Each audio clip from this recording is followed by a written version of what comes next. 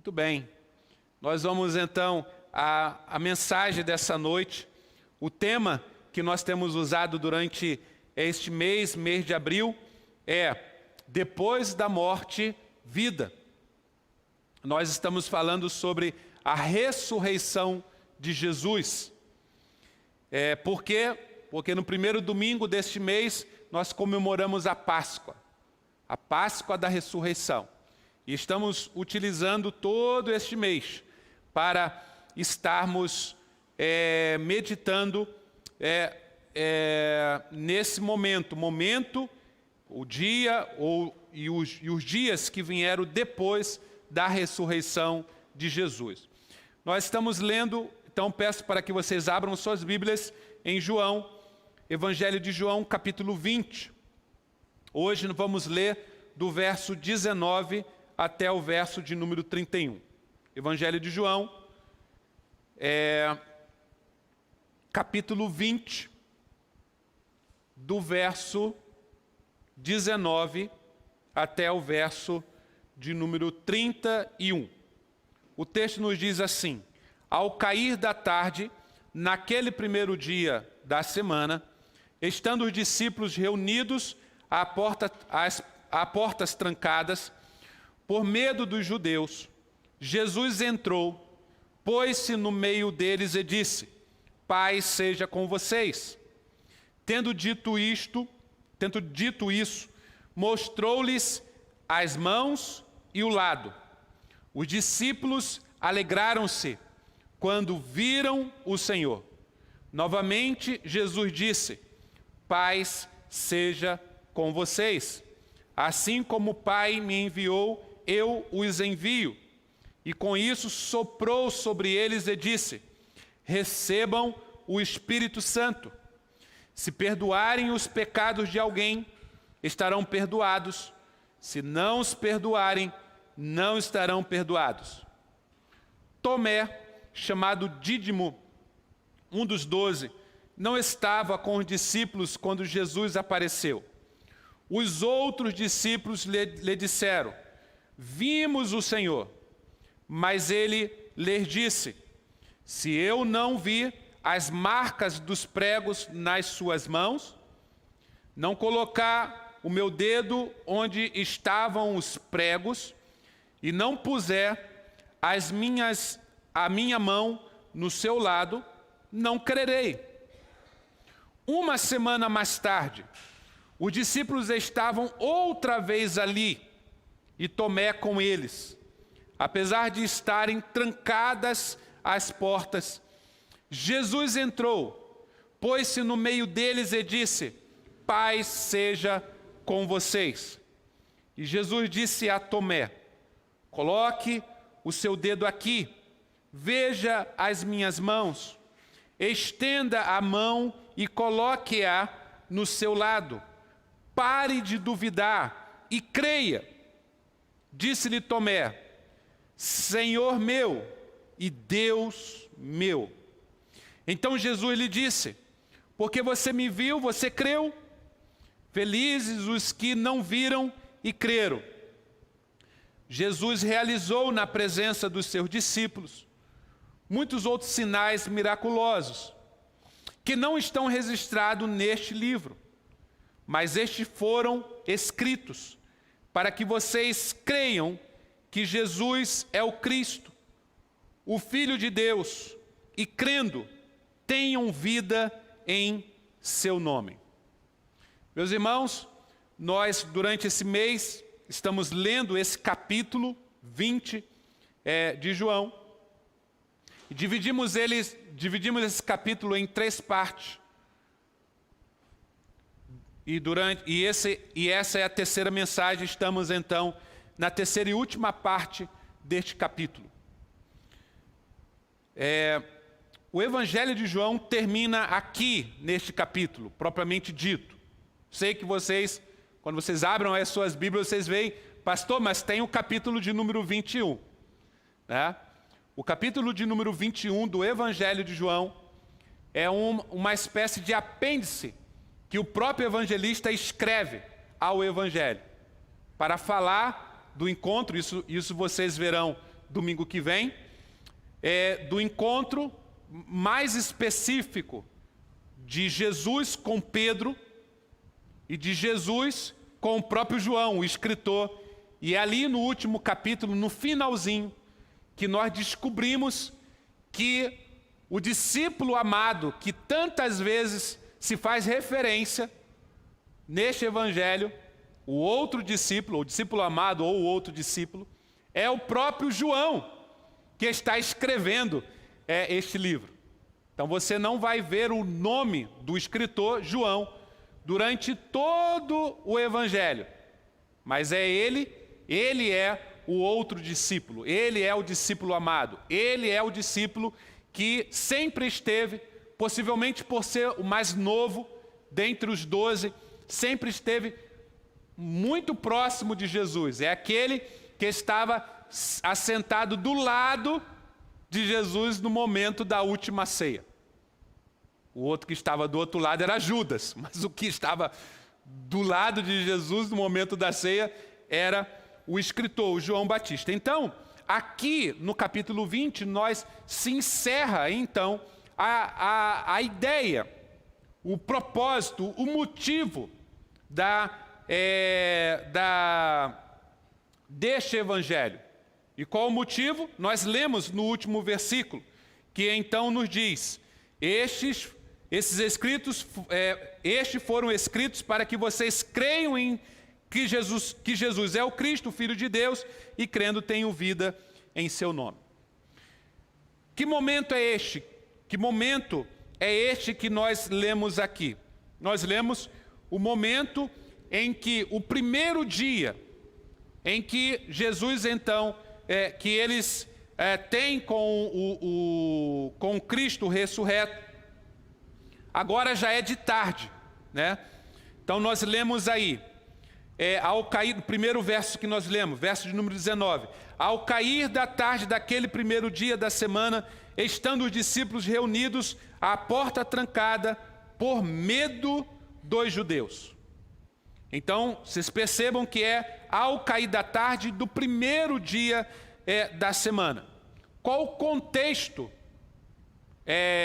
mais próximo desse texto que nós lemos hoje? O contexto mais próximo é o encontro de Jesus com Maria Madalena, no túmulo. Então isso nós vemos lá no verso de número 16 deste capítulo, que diz: Jesus lhe disse, Maria. Então voltando-se para ele, Maria exclamou em aramaico, Raboni, que significa mestre. Então esse é o contexto. O contexto é que Jesus, Maria Madalena, fora bem cedo ao sepulcro. Chegando lá, não encontra o túmulo vazio. Ela vai e chama os outros discípulos, Pedro e João. E depois Pedro e João, eles entram dentro do túmulo, vão embora para casa, e Maria fica chorando. E ela também olha para dentro do túmulo, dentro do sepulcro, e vê então agora 2 homens, que depois ela fica sabendo que são anjos. E ela vê os 2 homens ali sentados, e aqueles homens perguntam para ela, por que você está chorando? E ela diz, levaram o corpo do meu mestre, não sei onde o puseram. E quando ela se vira, ela vê um outro homem, que ela pensa que é o jardineiro, e diz, pensando que é o jardineiro, o homem faz a mesma pergunta para ela, dizendo, por que choras, mulher? E então ela diz para aquele homem, que ela pensa que é o jardineiro, porque ali havia um jardim, ela diz, levar o corpo do meu mestre. Se você sabe aonde o colocaram, fale para mim onde está o corpo dele. Porque eu vou lá e busco. E aquele homem que ela pensa que é o jardineiro, fala com ela, Maria, chama ela pelo nome. E quando ela ouve o seu nome sendo chamado, os seus olhos se abrem, e ela sabe que é Jesus. que havia ressuscitado. Ela se joga aos pés de Jesus. Jesus então diz: não me detenhas. Ainda não fui para o meu Pai. Vá e avise aos meus irmãos, possivelmente os outros discípulos, que eu estou vivo. E ela faz isso no versículo de número 18 deste capítulo, ainda falando sobre o contexto do texto que lemos. Maria Madalena foi e anunciou aos discípulos: eu vi o Senhor, e contou o que lhe dissera. Ainda fazendo parte desse contexto, na primeira mensagem desse capítulo, nós falamos de João, o escritor, como eu já expliquei, que é testemunha ocular de que Jesus é um dos que ele e Pedro, o outro discípulo, Pedro, eles entram dentro do túmulo. São os que entram dentro do túmulo e vê o corpo vazio, o túmulo vazio. E quando João entra, ele vê que o pano que envolvia o corpo de Jesus está numa parte, aos pés da pedra onde havia sido colocado o corpo de Jesus, e o lenço que cobria o rosto de Jesus está cuidadosamente dobrado, colocado à parte. E quando João entra no túmulo e ele vê isso, diz o texto que ele viu e creu. O que ele creu? Ele pensou: o corpo de Jesus não foi roubado, como a mulher que está lá fora está dizendo. Jesus ressuscitou. Porque se tivesse sido roubado, as coisas não estariam tão organizadas e o lenço que cobria o rosto dele não estaria cuidadosamente dobrado. João viu e creu. Mas essas duas pessoas vão e então encontram-se com os demais discípulos. A mulher fala isso para os discípulos: eu vi o Senhor, Ele está vivo. João corrobora, dizendo: eu não vi o Senhor, mas o túmulo está vazio e o corpo de Jesus não foi roubado, Ele realmente ressuscitou. Mesmo assim, os outros discípulos continuam com medo. E eles vão se reunir ao final da tarde. Isso foi de manhã cedo. E eles vão então se reunir ao final da tarde. Aonde? Provavelmente dentro do cenáculo, o local onde Jesus tinha feito a última ceia, que provavelmente é o primeiro local onde se tem uma igreja cristã em Jerusalém. É ali que eles se reúnem. E eles estão ali com medo, eles trancam as portas. Já é de tarde, a noite se aproxima. E eles têm medo por que eles têm medo daquele momento, da noite? Porque na sexta-feira foi de noite, na quinta-feira foi de noite que Jesus foi julgado, que Jesus foi preso. E no outro dia, sexta-feira, Jesus foi condenado e crucificado e morto. O sábado veio. E não podia se fazer nada no sábado, eles eram judeus, não faziam nada no sábado. E agora está o primeiro dia da semana. E a noite se aproxima. E quando a noite vem a memória deles, tudo aquilo que eles passaram na quinta-feira, na noite de quinta, que para eles era sexta-feira, né? Naquela noite. E eles estão então com medo, porque eles pensam: o sábado passou, mas eles vão vir de novo, e assim como eles mataram a Jesus, eles também vão nos matar. E por isso eles trancam a porta. E mesmo Maria Madalena tendo dito para eles: eu vi o Senhor, e mesmo João, o primeiro que creu, dizendo para eles: não roubaram o corpo de Jesus, Ele ressuscitou. Isto não adiantou, porque eles estão tomados de pavor, de medo, e se trancam então naquele lugar. Bom, de onde vem esse medo? De onde vem esse pavor? De onde vem esse medo da morte?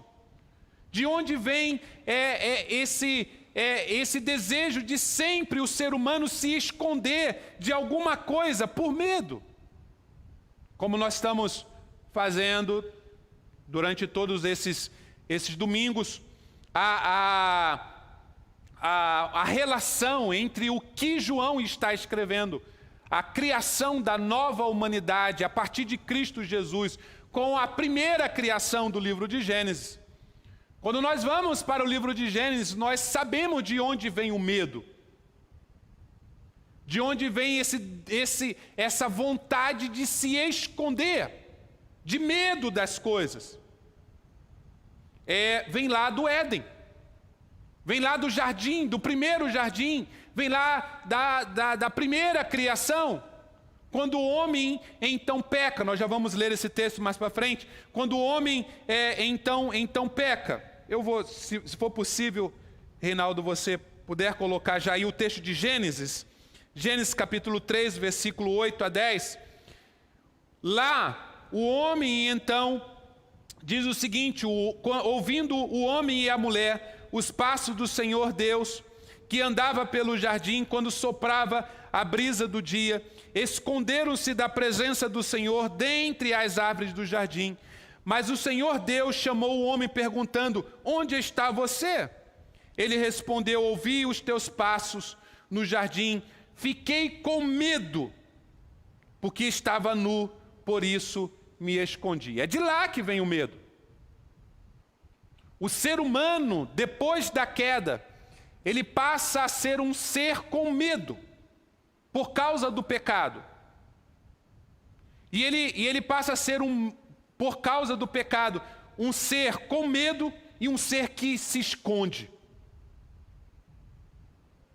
Um ser que sempre procura, de alguma maneira, se esconder das outras pessoas. E se esconder de Deus, mesmo sem saber que está se escondendo de Deus. O ser humano passa a ser, então, depois do pecado, aqueles que vivem fazendo coisas para tapar, assim como o homem lá no jardim, Adão e Eva no jardim se esconderam atrás das árvores, com medo de Deus. E é interessante que Adão e Eva se escondem, e quando eles ouvem os passos de Deus caminhando pelo jardim, eles dizem, Deus fala: onde você está? E ele responde, né? Eu tive medo e me escondi. De vergonha, medo e me escondi. É interessante isso, né? Porque se ele está se escondendo, ele não deveria falar, né? Mas ele fala. Ele está se escondendo, mas ele fala onde ele está. Eu estou aqui, me escondendo, estou com medo. O que significa isso? Significa que o ser humano passa a ser, então, um ser que, por medo, se esconde, mas ao mesmo tempo quer ser encontrado. É como a criança, né? A gente brinca de pique-esconde com criança pequena, é muito interessante. Porque elas, pique-esconde, vai se esconder. Aí ela corre e se esconde. Mas a graça para ela é o quê? É ser encontrada. Então, quando ela é encontrada, ela sorri, ela brinca. Ela não entende que a brincadeira é para se esconder, é para não ser achada. Ela interpreta pensando o seguinte: eu tenho que me esconder, essa é a brincadeira. Mas o que é legal é quando eu sou achado. E por isso ela então se esconde querendo ser achado, porque ela pensa que a brincadeira é para ser achado e não para ficar escondido. E ela está certa, né? Porque vai que a brincadeira termina e ninguém acha ela, né? Ela vai ficar perdida a vida toda. Então o ser humano, ele passa a ser um ser que se esconde, mas um ser que quer ser achado ao mesmo tempo, que ninguém quer ficar perdido, que ninguém quer ficar sozinho, porque as pessoas querem ser encontradas. E é isso que o ser humano então passa a viver. E o que era andar na luz, então? Então, nós temos João, então, escreve sobre isso na sua carta. Eu vou pedir para o Reinaldo, então, voltar aí o texto, né? Primeira epístola de João, capítulo 1, versos 5 a 8. João, então, escreve assim: esta é a mensagem que dele ouvimos e transmitimos a vocês. Deus é luz, nele não há treva alguma. Se afirmarmos que temos comunhão com ele, mas andarmos nas trevas, mentimos e não praticamos a verdade. Se, porém, andarmos na luz, como ele está na luz, temos comunhão uns com os outros. Vejam que a luz faz com que nós tenhamos comunhão. Nós não mais nos escondemos uns dos outros. Nós vivemos em comunhão. Jesus faz isso na nossa vida. Jesus, então, na nossa vida, nos leva à comunhão, à verdadeira comunhão uns com os outros. Não mais ficar isolados, escondidos. Mas agora nós viemos e temos comunhão. É isso que o João está dizendo. E ele diz: e o sangue de Jesus, seu Filho, nos purifica de todo o pecado. E ele termina aqui esse texto dizendo: se afirmarmos que estamos sem pecado, enganamo-nos a nós mesmos e a verdade não está em nós. O que ele está dizendo? Que pecados não confessados significa que nós estamos nos escondendo, assim como Adão, lá no Éden, se escondendo com medo de Deus. E quando então você confessa o pecado, você vem então para a luz, porque você se apresenta a Deus. Você perde o medo de Deus e se apresenta a Ele. Você não vive mais, e veja a expressão, aquele que diz que não tem pecado está enganando a si mesmo. É o que acontece. É o processo na mente, na vida do ser humano, em que ele vai vivendo uma mentira. Ele se apresenta sempre uma coisa que ele não é, por medo de se apresentar. O que é andar na luz, então, é o que o salmista diz no Salmo 139, versículo 23 e 24. Sonda-me, ó Deus, e conhece o meu coração. Prova-me e conhece as minhas inquietações. Vê se em minha conduta há algo que te ofende e dirige-me pelo caminho eterno. Então, a vida com Deus é uma vida onde você não mais se esconde, onde você se apresenta para Ele, sem medo. E aí você passa a ter então comunhão. Eu estava ontem, conheci uma senhora, fui entregar uma cesta básica para ela. E ali no portão, eu conversando com ela, nunca tinha visto, não conhecia. E eu perguntei para ela se podia fazer algumas perguntas, que eu precisava preencher uma ficha. E ela começou a falar o seu nome, a sua idade, e começou a contar um pouco da sua história. E ela disse: olha, eu tenho 70 anos, eu tenho uma depressão profunda. Eu disse para ela: quanto tempo você tem essa depressão? E ela disse, ela disse: eu creio que eu tenho essa depressão há uns 30 anos. E ela disse, faz mais ou menos esse tempo que eu não saio de casa. Eu tenho medo. Eu não vou a lugar nenhum. Eu vivo dentro de casa. E ela disse, eu dou graças a Deus pela minha filha, porque a minha filha deixou de trabalhar para cuidar de mim. Eu tenho medo. E ela disse, eu fui tomar a vacina agora, mas eu tive que tomar 4 remédios. Para eu conseguir sair de casa, entrar dentro do carro e ir até o posto tomar a vacina. Eu tenho medo. Eu tenho medo. O ser humano então passou, depois da queda, a ser um ser com medo e que se esconde. Ele se esconde. Ele sempre faz alguma coisa para viver escondido. Ele cria, então, coisas para não se revelar, para não falar quem realmente ele é.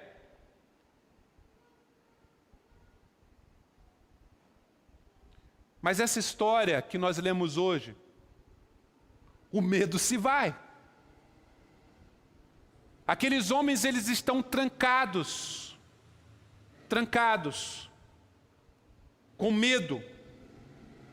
Mas Jesus então entra ali no meio deles. Versículos 19 a 21 diz: ao cair da tarde daquele primeiro dia da semana, estando os discípulos reunidos à porta trancadas por medo dos judeus, Jesus entrou, pôs-se no meio deles e disse: paz seja com vocês.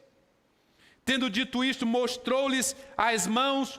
Os discípulos alegraram-se quando viram o Senhor. Novamente Jesus disse: paz seja com vocês, assim como o Pai me enviou, eu os envio. O que Jesus fez então nesse momento? Jesus entrou, eles estão escondidos, eles estão trancados naquele lugar, mas Jesus entrou. Jesus é aquele que ultrapassa as barreiras. Jesus se pôs no meio deles. Jesus é aquele que se torna a referência da nossa vida, aquele que nós devemos olhar constantemente para Ele. Jesus os sauda dizendo: paz seja com vocês. E Jesus se identifica, mostrando que Ele era aquele que esteve morto, mas que agora está vivo. Mostra então as suas mãos e mostra então o seu lado. Ele é um corpo que ressuscitou. O primeiro verdadeiramente a ressuscitar. Como está Jesus nesse momento nos céus? Ele está com as marcas da crucificação. Um corpo, porém glorificado. Um corpo que ultrapassa as paredes, as portas trancadas. Aparece e depois aparece mais um corpo com as marcas. E então, quando Jesus entra ali no meio deles, o medo se vai. Eles então se alegram, porque agora eles estão tendo a experiência de que Jesus está vivo. E é claro, tudo o pensamento deles deveria então mudar nesse momento. Jesus então sauda, dá uma saudação comum daquela época, que era a saudação dos judeus, que era dizer: paz seja com vocês. É o nosso bom dia, boa tarde, boa noite. É o nosso está tudo bem com você, a nossa pergunta, né? Eles fazem de uma forma afirmativa: paz esteja com você. Agora, Jesus dizendo isso é uma outra coisa. Jesus agora, o Cristo ressurreto, apresenta para eles e diz: paz esteja com vocês. Shalom, em hebraico, shalom, que significa literalmente tudo está bem. Tudo está bem. Quando nós dizemos assim: está tudo bem com você? E aí nós dizemos: está tudo bem. Mas está tudo bem mesmo? A gente não sabe. A gente diz assim: a sua saúde vai bem? E aí você diz assim: está bem. Até onde eu sei, está bem. Mas a gente não sabe se está bem a nossa saúde. Aí a gente vai fazer um exame lá, dá um monte de coisa lá diferente. A nossa saúde não está bem. A gente está dizendo que está bem, mas ela não está bem. A gente diz assim: está tudo bem. Mas está tudo bem realmente? Está cheio de problemas, cheio de coisas para resolver. A gente fala aquilo, mas a gente, no nosso coração, a gente diz assim: as coisas não estão bem. Mas o que Jesus está dizendo, quando Ele diz: paz seja sobre vocês, esteja com vocês, Jesus está afirmando que tudo está bem. Agora tudo está bem. Até então não estava. Até então não estava por quê? Porque o ser humano pecou. O ser humano se afastou de Deus. O ser humano estava vivendo escondido de Deus. O ser humano viveu então todo esse tempo da humanidade com medo, e se trancando, e criando, sempre se escondendo. Agora Jesus vem e diz: paz seja com vocês, está tudo bem. Está tudo bem porque eu morri por vocês. Está tudo bem porque eu ressuscitei, eu estou vivo, eu venci a morte. Está tudo bem. E quando nós temos então essa palavra de Jesus sobre nós, é por isso que então, lá na ceia, na quinta-feira, né, lá na ceia, Jesus está lá com os discípulos na ceia. Jesus então diz lá no capítulo 16, versículo 33 de João, esse é um versículo que eu tenho decorado, em toda e qualquer situação difícil, ele vem à minha mente, essas palavras de Jesus. Jesus diz assim: eu lhes disse essas coisas para que em mim vocês tenham paz. Neste mundo vocês terão aflições, contudo, tenham ânimo, eu venci o mundo. Sabe quando nós acordamos desanimados, e acordamos e dizemos: mais um dia que eu tenho que vencer, que desânimo, não tenho força. Nós precisamos ouvir as palavras de Jesus dizendo: em mim vocês têm paz, ou seja, Ele está dizendo: em mim está tudo bem. Você não vive mais agora por causa das circunstâncias, você não vive de acordo com as circunstâncias que você enfrenta na vida. Você vive agora por causa de Jesus, olhando para Ele e ouvindo dEle dizendo: em mim vocês podem ter paz em mim. Vocês passam por muitas aflições, mas contudo vocês podem agora ter ânimo, porque eu venci o mundo. E por causa disso, então, Jesus, naquele momento com os discípulos, Ele envia os discípulos, Ele capacita os discípulos. Jesus, então, dá vida e vida espiritual para os discípulos. Versículo 21 e 23. Novamente Jesus disse: paz seja com vocês. Assim como o Pai me enviou, eu os envio. E com isto soprou sobre eles e disse: recebam o Espírito Santo. Se perdoarem os pecados de alguém, estarão perdoados. Se não perdoarem, não estarão perdoados. Jesus então aqui é uma prévia do que iria acontecer 50 dias depois, no dia de Pentecostes, na festa de Pentecostes, quando o Espírito Santo foi então derramado sobre a igreja. Isso nós lemos lá no livro de Atos capítulo 2, o texto não está aí, Atos capítulo 2, você vai ver o Espírito Santo sendo derramado sobre a igreja. Aqui Jesus antecipa esse momento ali com os discípulos. O que Jesus faz? Jesus os envia. Vejam, pessoas que estavam com medo do mundo, Jesus envia para o mundo, ou seja, o medo acabou e agora eles precisam ser enviados para o mundo. Como que eles vão ser enviados para o mundo? Com a sua própria força? Não, eles não podem. Eles precisam ter o Espírito Santo.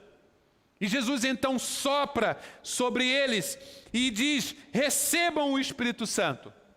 E aí Jesus diz: se perdoarem os pecados de alguém, estarão perdoados. Se não perdoarem os pecados, não estarão perdoados. Eu trouxe para vocês, para dar uma esclarecida no que Jesus quer dizer nesse texto. E eu trouxe aqui literal, o texto literal, que ficaria assim, do versículo 23, né? Aqueles cujos pecados vocês perdoarem, já foram perdoados. Aqueles cujos pecados vocês não perdoarem, não forem perdoados.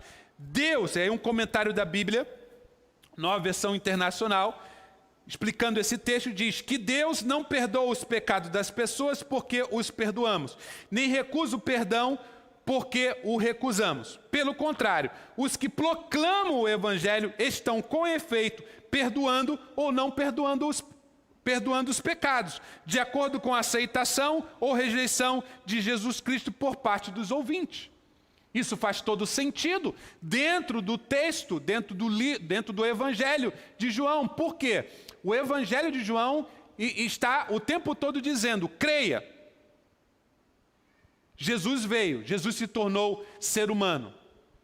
Deus nos amou tanto que deu o seu Filho para morrer em nosso lugar, para que todo aquele que nele crê não pereça, mas tenha a vida eterna. João 3,16. Não pereça, mas tenha a vida eterna. Mas aqueles que não creem, eles já estão condenados.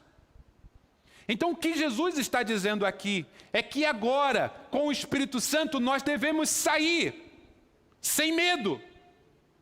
E toda pessoa que nós encontrarmos pelo caminho, falar do Evangelho.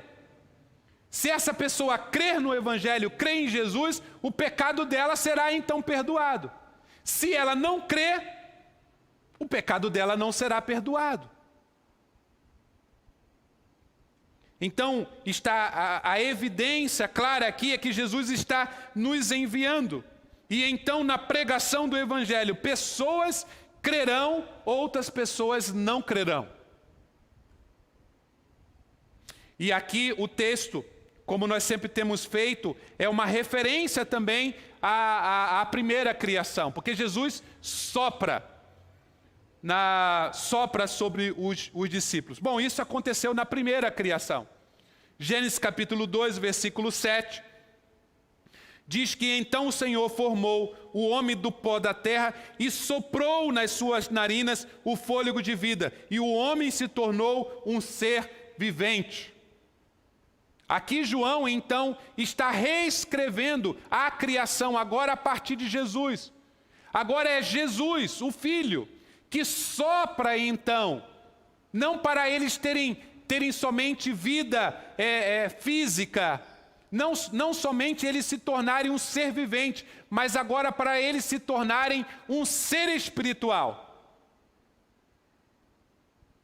Jesus aqui está inaugurando, está criando a nova humanidade, o novo ser humano. Que agora não é mais aquele que vive se escondendo, mas é aquele que vai ao encontro das outras pessoas. Vai e não se esconde mais. É aquele que confessa os seus pecados. Por isso, todo culto, nós temos aqui um momento de confissão de pecados. É aquele que vive em comunhão, é aquele que vive com o outro, é aquele que não mais se esconde.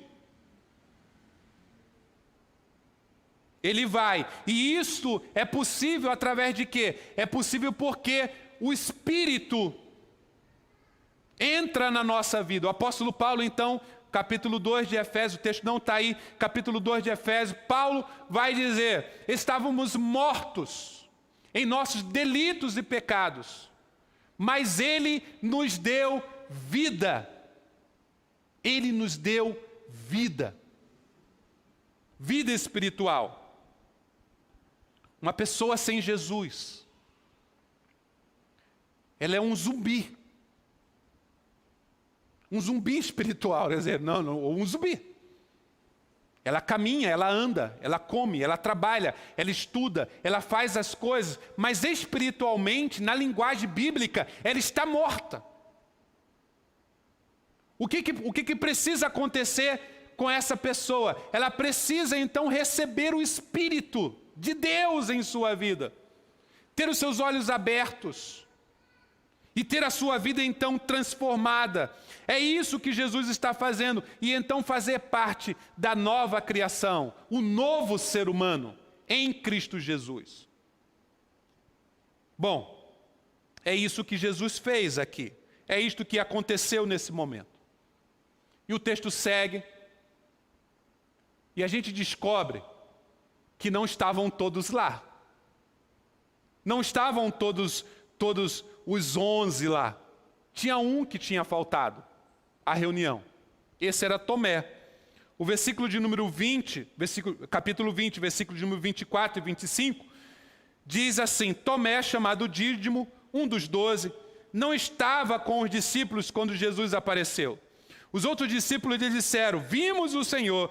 Mas ele lhes disse: se eu não vi as marcas dos pregos nas mãos, não colocar meu dedo onde estavam os pregos e não puser a minha mão no seu lado, não crerei. Então quem é Tomé?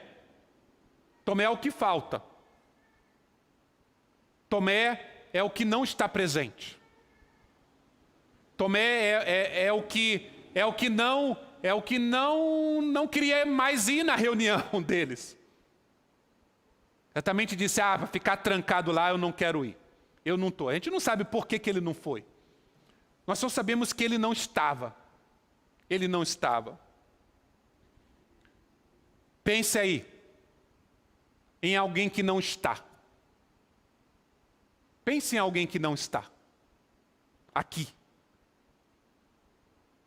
Pense em alguém que está faltando aqui. Neste momento. Aí do seu lado. Pense em alguém que está faltando aqui. Que você diz assim: eu estou, essa pessoa deveria estar também, mas não está. Esse é o seu Tomé. É o seu Tomé que não está. E o que os discípulos fazem? Imediatamente, quando Jesus diz para ele: vão, eu os envio. Quem que eles vão falar? Eles vão procurar o Tomé, está faltando um. E eles vão e se dirigem a Tomé e diz para ele: Tomé, nós vimos o Senhor, Ele está vivo. Mas o Tomé dá trabalho. Ele não está e ele não quer acreditar. Ele diz: tudo bem, Maria Madalena, eu sei que você viu o Senhor. Tudo bem aí, pessoal. Tudo bom, João, Pedro? Vocês estiveram lá no túmulo, vocês viram o túmulo vazio. Tudo bem que Jesus apareceu para vocês, mas eu só acredito vendo. Os Tomé dão trabalho. Mas você tem que falar para eles. Porque vá que esse Tomé seu seja igual a esse Tomé aqui. Que foi? E o texto segue dizendo: uma semana mais tarde, os seus discípulos, versículo 26 e 27, uma semana mais tarde, os seus discípulos estavam ali outra vez, e Tomé com eles. O Tomé foi para o encontro. O Tomé disse que não acreditava, mas pelo menos ele foi. E apesar de estarem trancadas as portas, Jesus entrou, pôs-se no meio deles e disse, pela terceira vez: paz seja com vocês. E Jesus disse a Tomé: coloque o seu dedo aqui, veja as minhas mãos, estenda a mão e coloque-a no meu lado, pare de duvidar e creia. O Tomé estava lá. Por quê? Porque os discípulos foram e falaram para ele: Tomé, Jesus ressuscitou. E ele foi. E Jesus veio novamente. Uma semana depois, Jesus veio e apareceu novamente para eles. As portas estavam trancadas e ele entra. E o que? E quais são as palavras que fecham então este evangelho? Qual o apelo final? Como se fosse uma mensagem e que o pregador chegasse no final, ele fizesse o apelo. Quem está fazendo o apelo é o próprio Cristo. No final deste evangelho, Jesus então diz: pare de duvidar e creia. Pare de duvidar e creia. Essas são as palavras de Jesus e esta é a mensagem deste evangelho. E aqui então nós temos a declaração final. O Tomé que não estava, que foi depois, uma semana depois ele foi ao encontro, ele estava ali. E cabe a ele no evangelho fazer a declaração final de quem é Jesus. E Tomé então diz: Senhor meu e Deus meu. Versículo de número 28. Senhor meu e Deus meu. Quem é Jesus? Quem é Jesus para você? Quem é Jesus para mim? Quem é Jesus para mim? Jesus para mim é o meu Senhor. Jesus para mim é o meu Deus.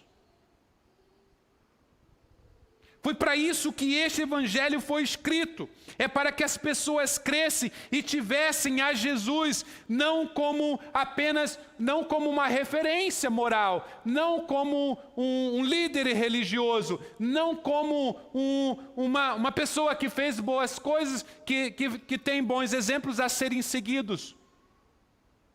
Não como um ser humano que tem um espírito evoluído, não. Quem é Jesus? Tomé então diz quem é Jesus. Ele é o meu Senhor, Ele é o meu Deus. E por causa desta afirmação, esses homens então vão morrer, porque eles vão ser perseguidos e mortos, exatamente porque o tempo todo, o resto da vida deles, eles vão afirmar que Jesus é o Senhor, Ele é o Senhor. E por causa disso, eles serão mortos. Por causa disso, eles serão perseguidos e mortos. Todos eles. Por causa desta afirmação. Então Jesus fala da gente. Jesus fala da gente. Ele diz, porque me viu, você creu. Felizes os que não viram e creram. Somos nós não vimos. Nós não vimos a Jesus ressurreto. Nós não tocamos nele como Maria Madalena tocou, segurou nos seus pés. Nós não estávamos lá. Mas nós cremos. Nós cremos que ele ressuscitou. Nós cremos que ele está vivo. Nós cremos que ele subiu aos céus. E nós cremos que ele de lá voltará para buscar a sua igreja. Nós cremos nisso. E é por causa disso que nós, então, vivemos. É por causa disso que nós, então, estamos aqui. E o livro, então, propriamente dito, termina. Jesus realizou, o escritor, o João, escreve, Jesus realizou na presença dos seus discípulos muitos outros sinais miraculosos que não estão registrados neste livro, mas estes foram escritos para que vocês creiam que Jesus é o Cristo, o Filho de Deus, e crendo, tenham vida em seu nome. Jesus é o Cristo, o Messias esperado. Jesus é o Filho de Deus, que se encarnou, que veio até nós, que viveu aqui, que morreu em nosso lugar, e que ao terceiro dia ressuscitou. Jesus é o meu Senhor. Jesus é o nosso Senhor. Ele é o nosso Deus. E crendo nisto, tenhamos então vida eterna. Ele havia dito lá no capítulo 10, versículo 10, o próprio Jesus havia dito, o ladrão vem senão matar, roubar e destruir. Eu vim para que tenham vida e a tenham em abundância. Nele nós já temos vida eterna. Nós não vamos ter vida eterna, nós já temos vida eterna. Nós já gozamos aqui, nós já desfrutamos aqui, neste mundo. Apesar das lutas, das aflições, do choro, do pranto, da dor, nós já desfrutamos aqui, porque Jesus ressuscitou desta vida, da vida eterna.